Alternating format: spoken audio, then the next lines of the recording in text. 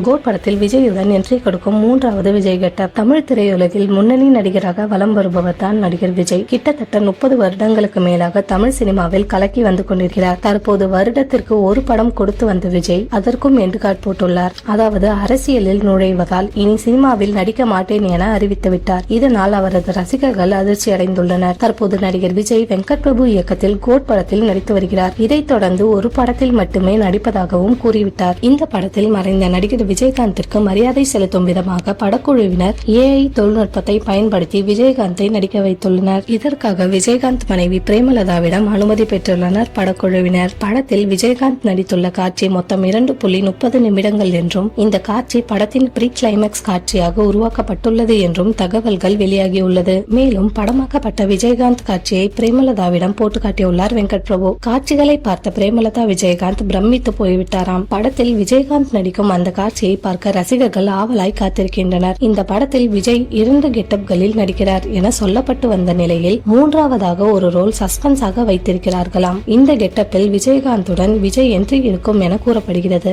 எல்லா சர்ப்ரைஸ்களும் படம் வந்தால் மட்டுமே தெரிய வரும். மொத்தத்தில் வெங்கட் பிரபு சம்மர் ட்ரீட் விஜய் ரசிகர்களுக்கு மட்டுமல்லாமல் சினிமா ரசிகர்களுக்கே கொடுத்திருக்கிறார்.